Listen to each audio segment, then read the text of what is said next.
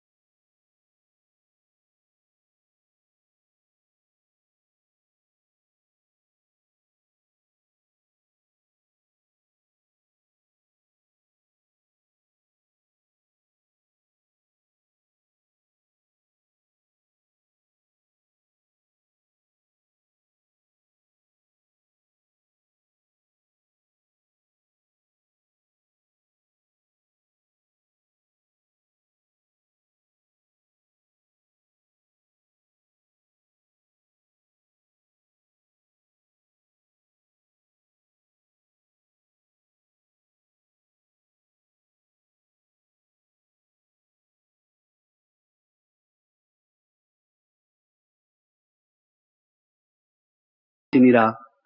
लेकिन अपनी विशेषता देखो कि मैं जैसा भी हूं तैसा हूं, बाबा का हूं, और मेरे में ये विशेषता तो है, इसको मैं काम लाऊं। तो अपनी भी विशेषता देखो और दूसरों की भी विशेषता देखो। दूसरों की भी कमियों कमजोरियों को मत देखो, क्योंकि आपका जीवन किस पर आधारित है? जैसा आप देखोगे वैसा आप बनोगे। ये आंख जो खिड़कियां हैं, वो कहते हैं, जैसे आमतौर से कहते हैं कि if you want to reach a man's heart, you can do it only through his mouth. अगर किसी आदमी के दिल तक आपने पहुंचना है तो उसके मुंह के रास्ते से पहुंच सकते हो। उसका मतलब क्या? उसे कुछ खिलाओ पिलाओ, खुश होगा तो आप उसके दिल तक पहुंच जाएंगे। ये लोगों का कहना है। लेकिन अगर आप कोई आत्मा में परिवर्तन चाहते हो तो जैसा आप देखते हो वैसे आप बनते हो। आप अपने लाइफ को ऑब्जर्व करो। अगर आप दूसरों की कमजोरियां देखेंगे, आज अगर आपको लगता है कि असर नहीं होगा, कल आपको महसूस होगा आप में कमजोरी आना शुरू, अरे ये भी तो ऐसा ही है, इसको इतने साल हो गए हैं, 30 साल में इसने क्या किया, ये फलां है, इसमें भी अभी अभी इसमें बहुत खराबियां हैं, ये है, ये भी अभी बनाई कौन है संपूर्ण। तो आप में पुरुषार्थ की हीनता आना शुरू हो जाएगी, गिरावट शुरू हो जाएगी। क्यों? क्योंकि वो कहते हैं ना भाई, अपनी आंख में तो तिनका भी नहीं देखते और दूसरे की आंख का तिनका देखते हैं, अपनी आंख का शैतीर भी नहीं देखते, इस तरह से। तो ये इस तरह से अगर हम देखने लगे तो उसका नतीजा ये होगा कि हमारे में बुराइयां ही प्रवेश करना शुरू कर देंगी। These are the windows through which all the evils will enter our mind. ये आंखों के द्वार से ये हमारे अंदर जो है वो घुसना शुरू कर देंगी बुराइयां, अगर आप दूसरों की बुराइयां देखोगे। इसको बाबा कहते हैं सी नो इविल। दूसरों की बुराई मत देखो, उनकी विशेषता देखो, अप्रिशिएट करो कि ये इसमें बाबा ने इसको चुना है, देखो इसकी ये विशेषता है, इसको चुना है, देखो इसकी ये विशेषता है। तो आप में वो विशेषताएं आना शुरू हो जाएंगी। और दूसरा, जो किसी की विशेषता है उससे ईर्ष्या ना करो, क्योंकि बाबा हर एक को जो ले आया है वो कारण ही उसका ये है। अगर सभी विशेषताएं आप में थी तो दूसरे को लाने की जरूरत ही नहीं थी। आप में कुछ विशेषताएं हैं, इसलिए बाबा आपको लाया है। अब ये आदमी आर्किटेक्ट है, बाबा को बिल्डिंग्स भी बनवानी है, इसकी ये विशेषता है। आपकी ये विशेषता है कि आप धन से सहयोगी हो सकते हो। इसकी ये विशेषता है कि ये सेंटर पर स्थूल सेवा कर सकता है। इसकी ये विशेषता है कि ये दूसरों को ज्ञान दे सकता है। तो हर एक की अपनी अपनी विशेषता है। अगर आप ये समझोगे कि ये सारी विशेषताएं मेरे में ही हो, इसमें ये विशेषता क्यों है, तो जल जाओगे। ईर्ष्या से तो आदमी जल भुन जाता है। जैसे बैंगन का भुर्ता बन जाता है, आपका भी भुर्ता बन जाएगा अगर वैसे सोचोगे तो। ईर्ष्या तो ऐसी चीज है। तो 8वां मैंने बताया विशेषता। 9वां है विकास योजना। बाबा कहते हैं प्लान करो, विकास, अपना जो विकास है, डेवलपमेंट है, उसकी योजना बनाओ। और योजनाएं तो बनाते हो, सेवा की योजना बनाते हो, लेकिन अपनी डेवलपमेंट, अपना विकास कैसे हो, सेल्फ डेवलपमेंट कैसे हो। Plan your own self development, how you are going to develop yourself. स्वयं आगे कैसे बढ़ना है, स्व उन्नति कैसे हो, उसकी भी योजना बनाओ। ऐसे नहीं हैपहैज़र्ड वे में काम नहीं करना। मकान बना लिया, कोई कमरा बना लिया, फिर कहा हो बाथरूम लैट्रिन कहाँ बनाए, अच्छा भाई इधर बना दो। फिर किचन कहाँ बनाए, वो उसके बाजू में बना दो। ये कोई, इसको प्लान नहीं कहते, it is not a plan. पहले ऐसे बने हुए होते थे, जिस चीज की जरूरत पड़ी वो बना दी। पानी कहाँ से जाएगा, वो सारा गली में से नाली जा रही है, कोई प्लान नहीं, टाउन प्लानर का प्लान भी नहीं कि भाई ये पानी इधर से जाएगा। सारे मोहल्ले में, गली में जाओ जो पुराने जमाने की थी, तो आप देखो क्या बुरी हालत थी। अभी भी किसी किसी शहर में पुराने हैं वो बने हुए, they are not planned cities. तो वो अपने योजना की भी, अपने जो विकास है उसकी भी योजना बनाओ। जैसे कोई स्टूडेंट है, इतना टाइम मैंने